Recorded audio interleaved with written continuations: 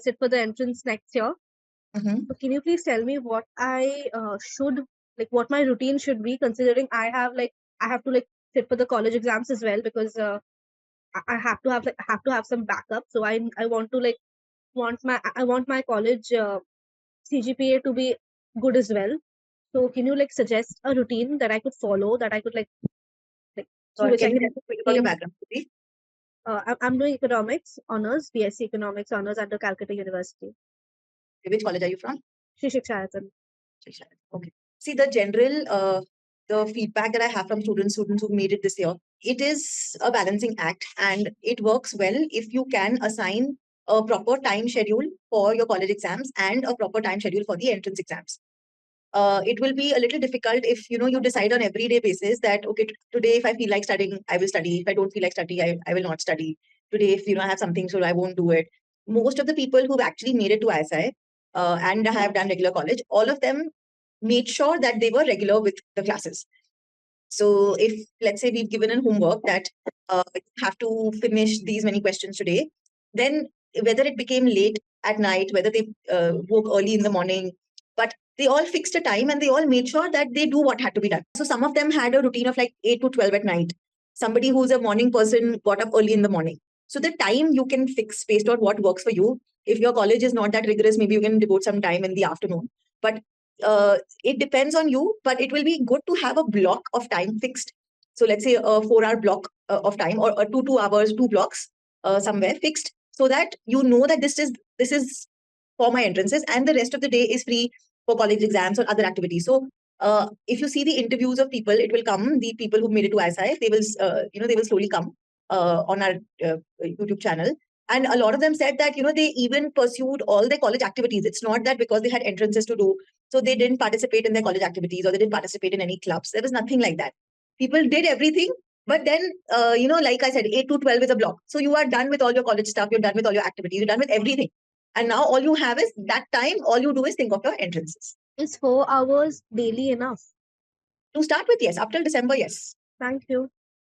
All right, most welcome. I'm from Pune University, and the syllabus that I have is completely theory based. So there is no mathematics included in it. And when I open the textbook of maths, it makes me really nervous because it was 3 years ago that I left maths, and now it's come back all of a sudden for the entrance.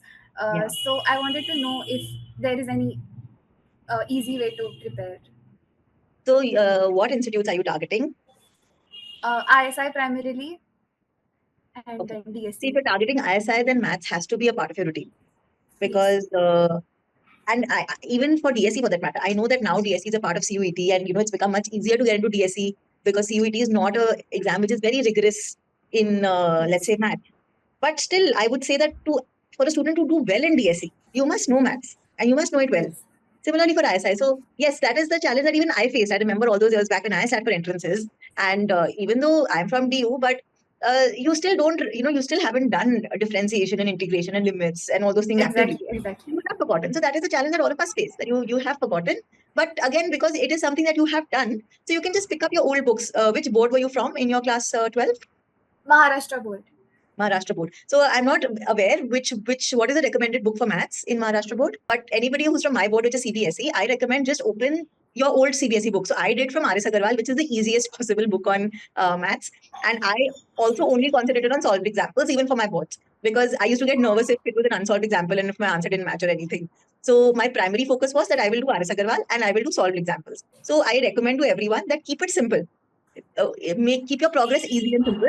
So it is easy to do the solved examples of a book that you're already familiar with. So just pick that up and start doing that. Okay.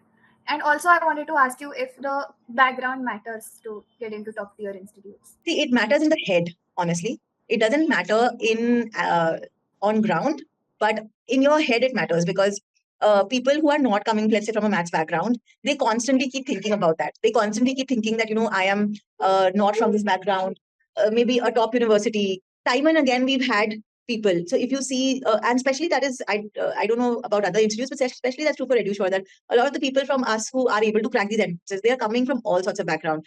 People from English and English honors, not even done economics. People from English honors have cracked ISI. You are saying you're from Pune University. I remember a boy from Symbiosis, Rishabh, the first boy from Symbiosis to ever make it to ISI. there are thousands of examples like these of people coming from very, very different backgrounds. In Calcutta University, where we were based in Calcutta, so there earlier they used to say that people from Calcutta University don't get into ISI because ISI never takes them, because before we started teaching, nobody from Calcutta University used to make it to ISI. And then suddenly, 1 year, one student of ours made it to ISI from CU. And they were like, Acha, kaise? This is an anomaly. How did this guy make it? He's from CU. ISI doesn't take from CU. I was like, this is all crap. You have to improve yourself in a manner so that you can crack the entrance. ISI is not seeing your background. And then now, so many people from CU make it every year. So that kind of barrier has been broken. So it's a barrier in your head that you can be from some background and only then make it to ISI.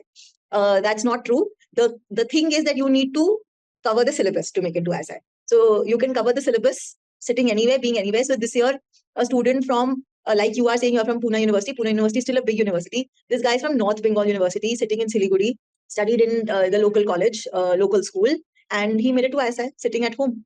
So the background is in your head. Traditionally, people from DU-CU have gotten to these places, not even CU, I would say, more DU and Xavier's and so on, because help was readily available. Even in my time when I was in college, I had help that time if I wanted to, let's say, prepare for entrances. So it was easier for us. And now only when coaching has gone online, that people from all over India can now think about, oh, why can't I make it to such a college? So it's just that. I don't think it's anything to do with कि उस college में कुछ पढ़ा रहे हैं ज़्यादा अच्छा या ऐसा कुछ भी नहीं है. And सबको ही उतनी मेहनत करनी पड़ती है, because DU में भी चीजें they are not taught in the manner जैसे कि आप entrances, फिर तो पूरा ही DU solve कर लेता ना. ऐसे नहीं होता कि कि हमारे से entrances clear हो जाए, हमें भी उतनी मेहनत करनी पड़ती है.